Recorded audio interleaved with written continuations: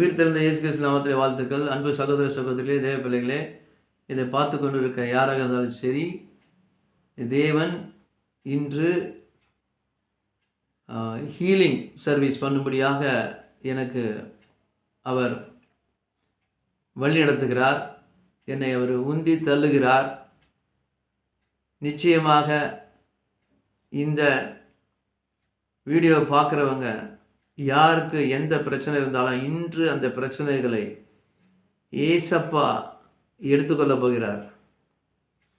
எப்படிப்பட்ட தலைவலியாக இருந்தாலும் சரி, எப்படிப்பட்ட நோயாக இருந்தாலும் சரி, எப்படிப்பட்ட எலும்பு முறிதலாக இருந்தாலும் சரி, எப்படிப்பட்ட வியாதி, நோய்கள், பலவீனங்கள், சுகவீனங்கள், கட்டிகள், எந்த இன்ஃபர்மிட்டிஸ் இருந்தாலும் தேவன் சிலுவையிலே சுமந்ததை நான் இன்று விசுவாசிக்கிறோம், வாயிலே அறிக்கிறோம். கிறிஸ்து இயேசு சிலுவையிலே எல்லாத்தையும் சுமந்து தீர்த்துட்டார்.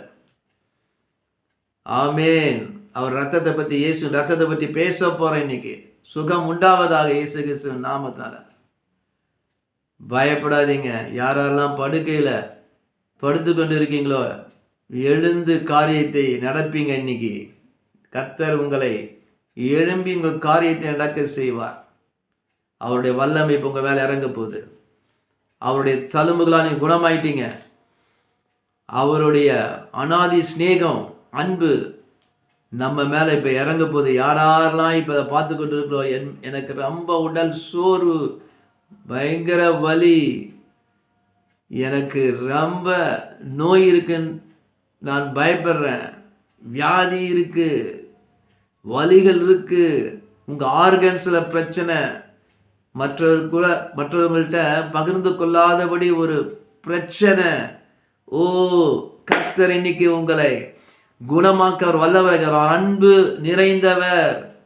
அவர் மனமாற மனுபுத்திரன் அல்ல, என் பிள்ளைகளே என்று அவர் அழைக்கிறார். என்று என் மகனே மகளே, நான் உன்னுடைய வியாதியை சுமந்தேன் அல்லவா, ஏன் நீ கலங்குகிறாய்? உன் முகம் செத்து போக விட மாட்டேன். ஆமேன். வேதாமத்தில் சங்கீத படிக்கும் பொழுது தேவன் சொல்றார் ஒரு இடத்துல, உங்கள் முகம் செத்து போவதில்லை. இன்னொரு இடத்துல சொல்றாரு, உங்கள் முகத்துக்கு ரட்சிப்புமாக இருக்கிறாராம்.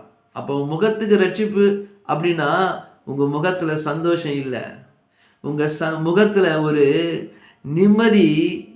நிம்மதியின் வெளிச்சம் காணப்படலை. உங்கள் முகம்